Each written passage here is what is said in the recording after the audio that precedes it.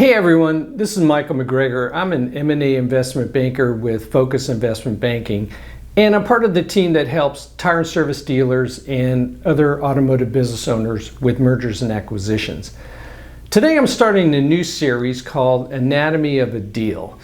And the idea is to take a transaction from our recent past and kind of let you know how we got involved with it, how we went to market with the business, what things happened, how it went, and then ultimately to try to establish what are some of the takeaways that we can learn from it. The first anatomy of a deal I like to do is the Ramona Tire transaction that we completed with Greenbrier Equity in May 2018. How I was introduced to Ramona Tire was that I had met with the president of the Independent Tire Dealers Group down in Palm Beach, Florida. And I mentioned to him, listen, I give seminars on why M&A happens in the tire and service business, and I give tips to tire dealers on how they might improve the value of the business. So if there's ever an opportunity to present to your tire dealers, I'd like to be able to do that. So he invited me to the board of directors meeting in December of, I believe it was 2015. After I got done with my presentation on some of the topics at their upcoming, I think I proposed it for Mexico, a gentleman by the name of Chris Wyborn, he came up to me and said, hey, you should come talk to me and Don Digby. We own Ramona Tire, 16 stores down in Hemet, California. We're thinking we're going to have to do something in the future. Why don't you come down and let's talk. I flew down to Hemet and met with Don and Chris at a confidential location. Okay, it's important not to meet at their headquarters. You don't want people getting suspicious, right? So we met at their CPA's office in Hemet. They gave me some sense of the business, the size of the business, level of profitability, and of course in doing so, they gave me a pretty good indication as to what they thought the business was worth. So what we decided to do was we exchanged a non-disclosure agreement where I took some financial information back with me that I could then analyze and give them my sense for what I thought could be done. I took a look at their business and I basically said, hey, if you go to market today, guys, here's what I think the business is worth. It was just slightly lower than the typical EBITDA threshold that I like to see. And so I also did a kind of a hypothetical budget, which said, hey, if you slightly increase your tire and service prices here, if you watch your expenses just a little bit more, and boy, if you're able to increase your customer count, which Chris was able to do, you're really going to be in a much better position. Why don't we take 6 months and see what you can do to get to that level? Because at that particular time, you would have had 6 months of improved performance in the rear view. And with the changes that you put in place, by the time we actually get close to getting the transaction done or people interested, then you'll have another 6 months of improved performance as well. And it's always best to go to market when the trends are like this. That's what we decided to do. And Chris Wyborn did a great job of just making some minor tweaks, and just a few minor tweaks really paid off. So they engaged us in August of 2016. Kate Elliott and myself, Kate's in charge of our research department at Focus. We flew down to Hemet and we spent a half a day with Don and Chris at their CPA's office again. We had a kickoff meeting for this project that we codenamed Project Traction. We always want to have a code name for our project so that we maintain confidentiality as much as we possibly could. Long story short, we got a lot of information from them. Kate did a great job on the confidential information memorandum, on the SIM, and on the target list, which we compiled a list of potential buyers. I think it was about 82 strategic buyers nationwide, and about 109 private equity groups, close to 200 altogether that we could then go out to. We had all the information ready. We went to market in October of 2019 and started hitting those strategic buyers and private equity groups. It took a while to get the transaction done, but in the course of that time, we had very good dialogue with 4 to 5 strategic buyers and 4 to 5 strong private equity groups. There was a larger pool of private equity groups at the beginning. We narrowed it down. And we were fortunate to meet the folks at Greenbrier. I had a company I was representing in Las Vegas, Nevada.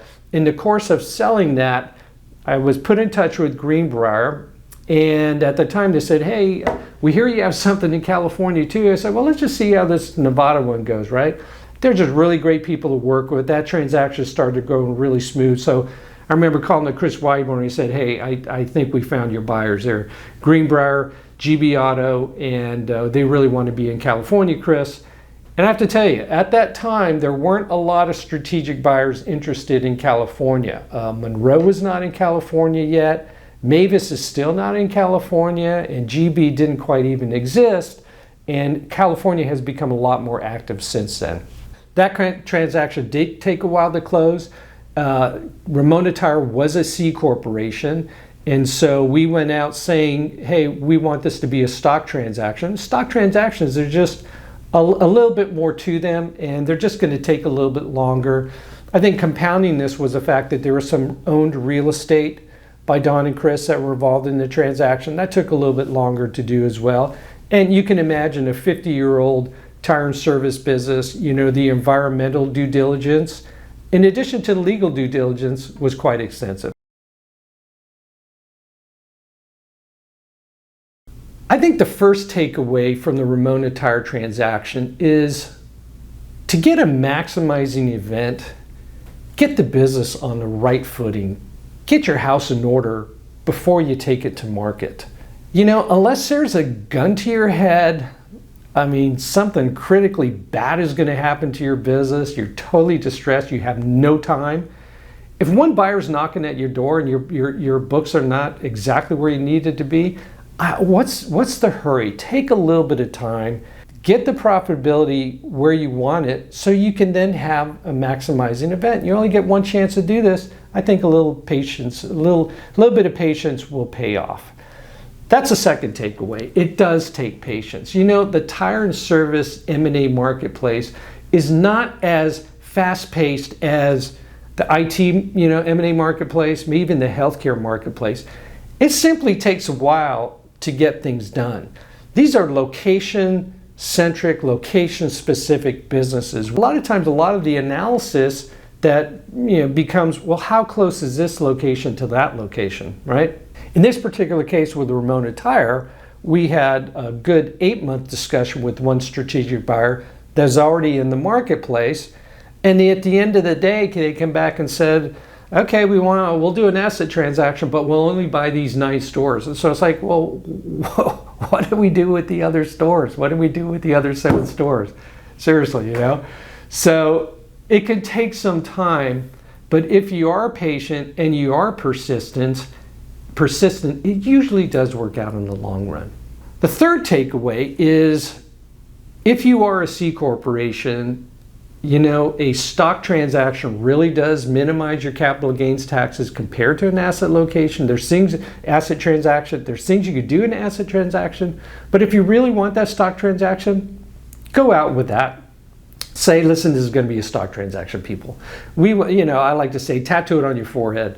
Go out to folks initially and say, listen, this is going to be a stock transaction. If you're not interested in bidding on that, then don't play, And I think in that particular case, we just let people know that's what we prefer, so there's no surprise at the end of the road.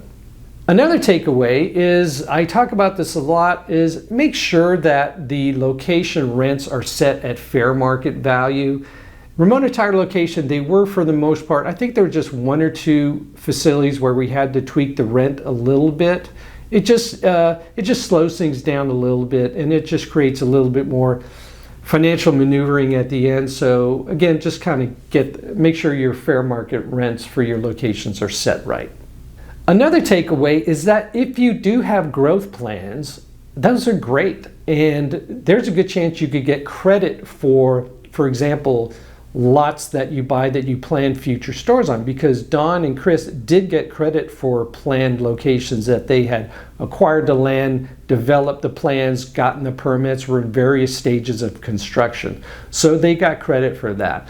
And remember, it goes back to, you always want to sell when the business is on an upswing. It just helps things go smoother and you'll get a higher valuation as well. I think the last major takeaway is, don't just talk to one party when you're doing this. Don't deal with one buyer. If you're just dealing with one buyer, you really have no buyer. In Don and Chris's case, before we got involved, they were talking to one Strategic buyer that made a lot of sense. There was like no location conflict. They had similar product assortments in this store. They had similar ways of doing business. Well, but after 2 years, that one buyer clearly wasn't ready to offer what Chris or Don thought the business was worth. So we come along and say this other buyer offers this. We write the story, we tell them the way we want to tell it, and they come back, after we go to them, and they offer 25% more, which is great, and they did it in a stock sale, which is even better.